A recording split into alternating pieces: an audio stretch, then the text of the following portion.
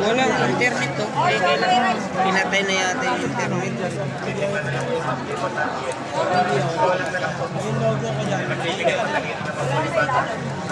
Saan nakalagay doon? Hindi ako YouTube. Pinatay na yata eh. Ang dami tao.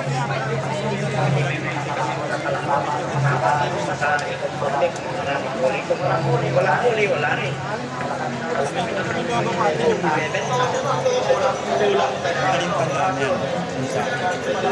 Malit na bilog na dito. Ayan. Channel mo? Di ba mahirap i-search yan? Ay, ano? Kita ko kayo kuya? Ang bagal. Gawa ng ano. Basta isusunod niyo kuya. Ano pangalan?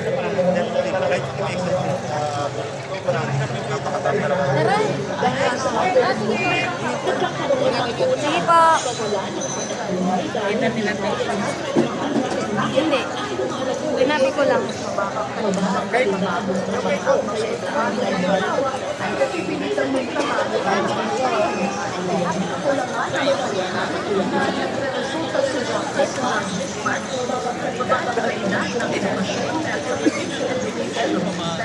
Maganda sana kung bawat lakad.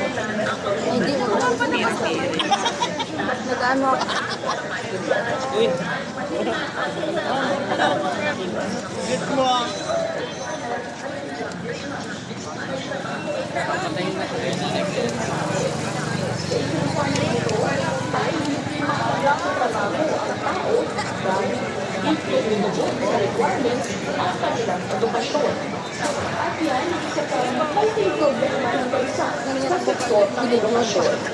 Sa report ng UN o Program for International Student Assessment, ang kulang ang Pilipinas mathematics at science. Kabilang sa mga pangunahing problema ng edukasyon ang sumusunod. Kakulangan sa pondo na nagre-resulta sa kakulangan ng resources gaya ng classroom, textbooks, mababang kasanayan, at kwalifikasyon habang ang ilan ay nawawala ng gana sa Kuya. overcrowded classrooms na resulta ng kakulangan sa classrooms. Sinabi ng Department of Education na ang ideal ratio ng guro at estudyante ay 1:35 sa bawat classroom.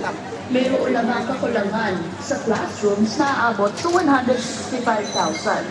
Kakapusan sa mga instructional materials gaya ng textbooks, computers, at iba pang kailangan sa pag-aaral kaya't nahihirapan silang epektibong matuto sa aralin. Kakulangan ng access sa quality education, lalo na sa mahihirap na pamilya o mga mag-aaral na naninirahan sa mga liblib o komunidad dahil kulang din ang eskwelahan at guro sa kanilang lugar.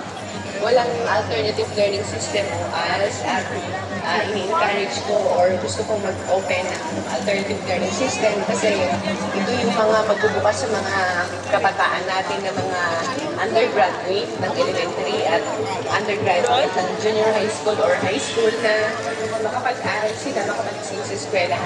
Kulang sa pasilidad ang mga ospital ng pamahalaan at kapos din sa mga doktor at nurses na karamihan ay nagangad magtrabaho sa labas ng bansa. Ang universal healthcare na pangako ng gobyerno hindi nakararating sa mga lalawigan, lalo na sa mga liblib na lugar.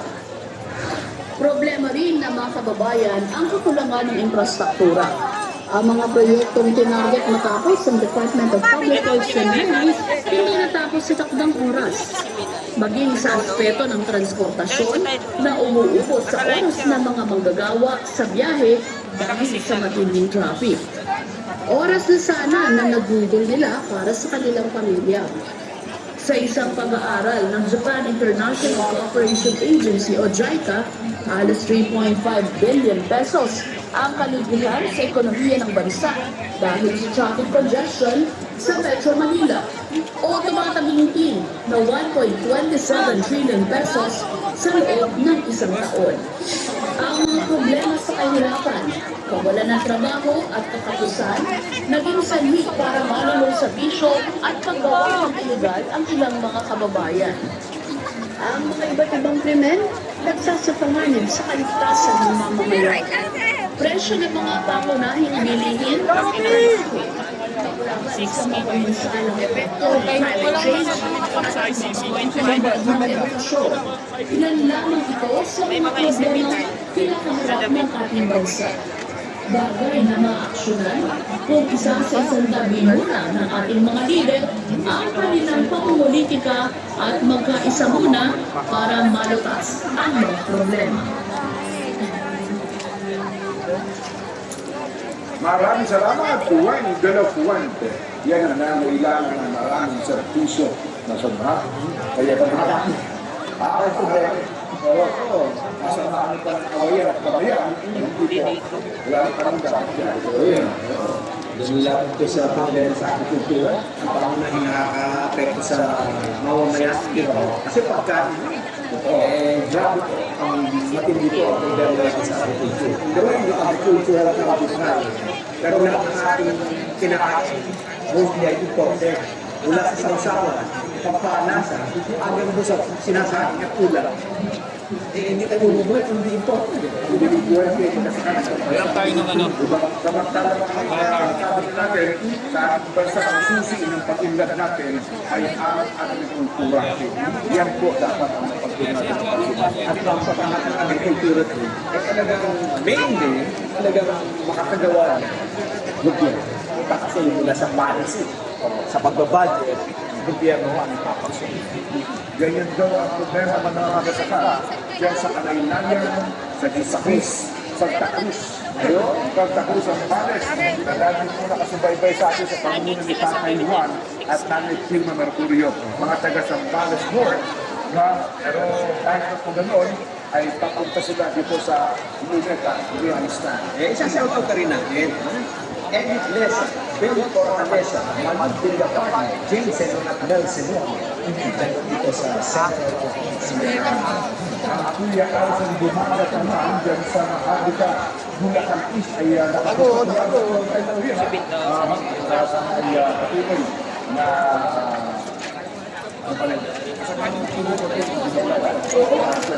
Shoutout ka rin sa mga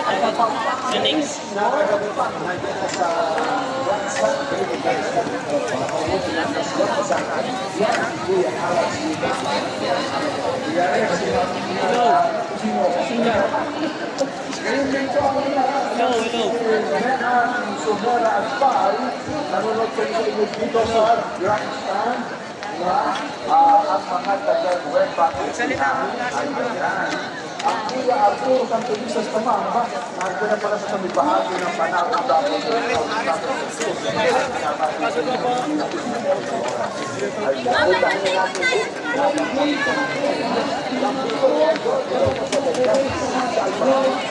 ay hindi natin ang sitwasyon.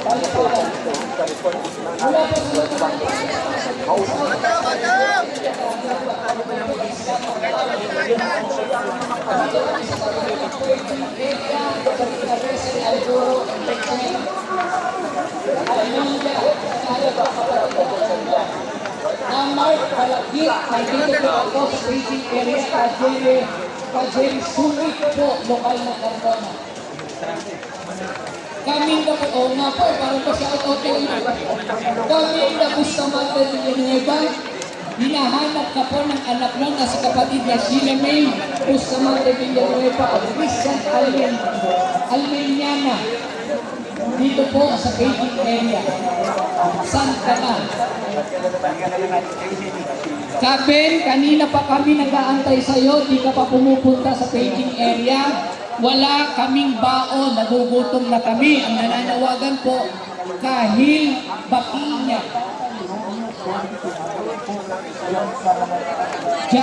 Jollibee at McDo, hinahanap po kayo ni Ka Alan Cloma at Ka Kaiser Ison. Ito po sa harap ng Beijing area.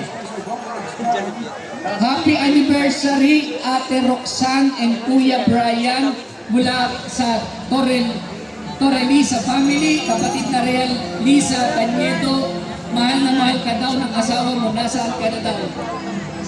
Kapatid na Luningning sa Yaman, kapatid na Elizabeth de los Reyes, nandito kami sa Beijing area, ang naghahanap po, kapatid na Belinda Navarro. kapatid na Joshua Losada at Michael de Guzman. Kung asan man kayo, pakipuntahan po ako dito sa paging area hanggang Ka-Jenson, hanggang 12:10 daw po kayo aantayin. Happy birthday, Marie Fritz Galuan. Pinapati ka ng Lacson family mula po sa lokal ng FYM. Ano po? Kakaramdam ulit kay Umbra. Ay, may sabi lang. Nag-text siya. Kapatid na Carla Munoz, makita tayo dito sa paging area mula kay kapatid na Arnel Lacson. Hinahanap ni Angelo Rafael de Lima ng lokal ng Central Signal. Makita tayo sa watawat ng Pilipinas sa tapat ng monumento ni Rizal. Hinahanap ka ng mama at papa mo. Happy birthday po, Alexandria Julia Isabel Lucero from Lucero Ramirez at Guno family. Binabati po kayo ng mga taga-lokal ng Lobo Distrito ng Batangas. Yoli Bailon, hanap ka ng pamangkin mo dito po sa paging area likod ng screen. Rebecca Serdan, hanap po kayo ng anak po ninyo na si kapatid na Princess Jan Serdan dito po sa paging area. Happy birthday po kay Justin Alejandro, mahal na mahal ka namin, lokal ng Bacoor.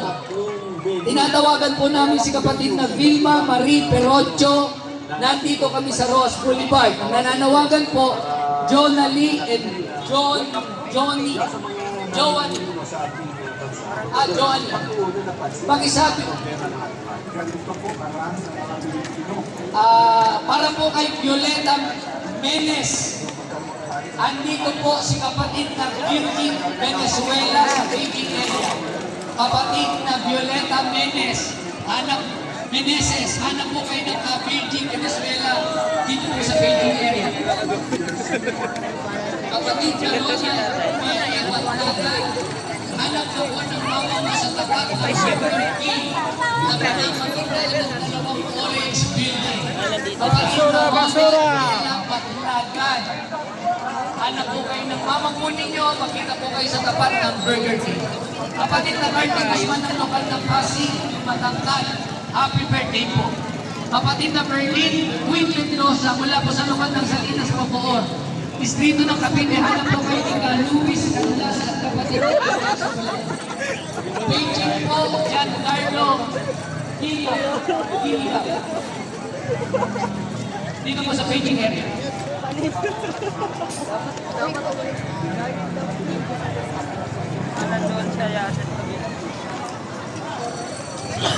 Ay, ayun oh. Shout out po. Ay, mali. Hindi pala. Ang palang niya. Ay, ito din may mga ano. Makita mo? Pulis.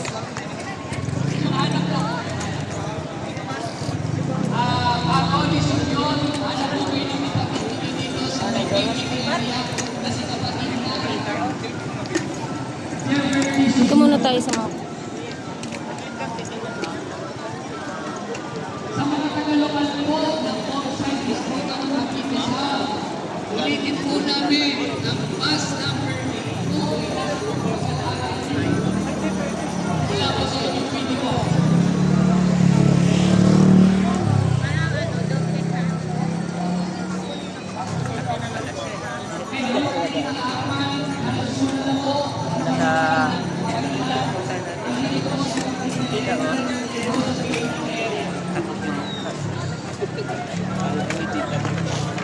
Dito muna ako. Dito sa kapila, may daan.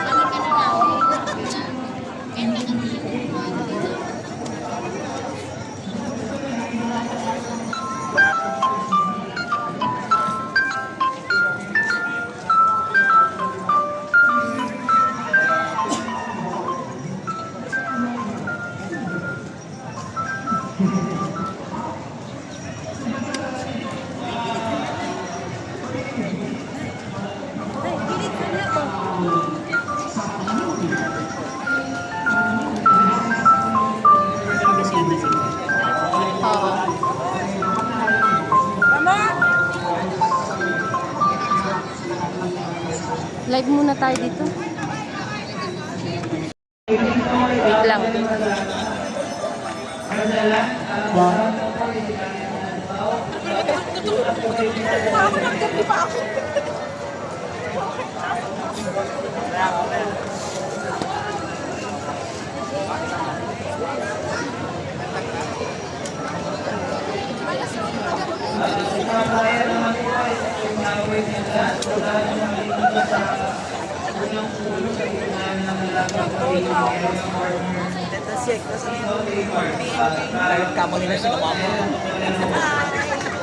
Hello po, si Nanay yun, sipag oh. Magandang hapon.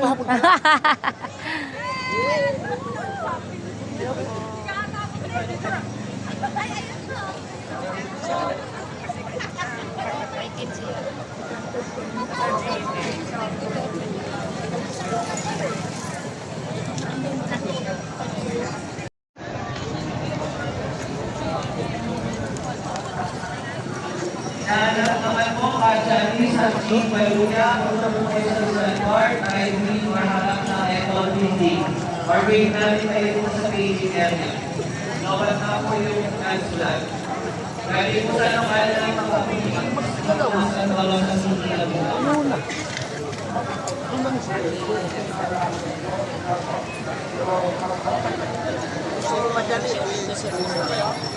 May inas na. Inas? Wala doon kami banda, mas malakas din. Sige, sige. Hanap-hanap lang kasi marami talagang ano ngayon eh. Kaya po, pasuhin mo po sa paging area. Dito po ay maging maestro. Salamat. May Abnel Gansa.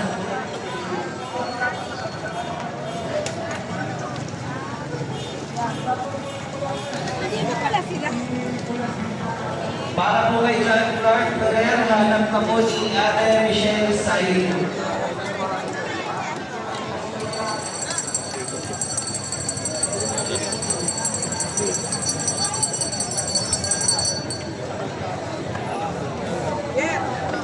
Para po naman kay Ryan at Madison, Formuno, makita po kayo dito sa picnic area.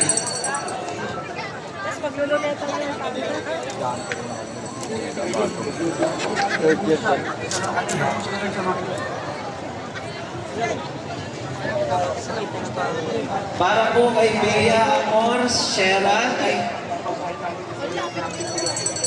nandito ang mama-papa mo sa may Alpha Mart.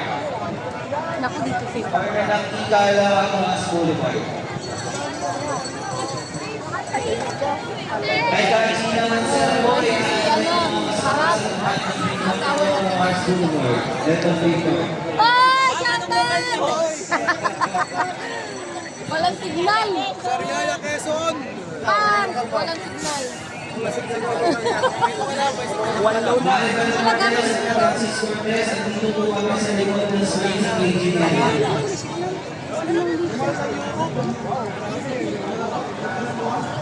May kapalit naman po na Albert sa kuha ng lokal ng Santola ng hinahanap po ni Pagkina Rian Perez na dito kami sa engineering. May kapatid na Cedric Drama, ang nasa Kamal, at dito kami sa kapatid na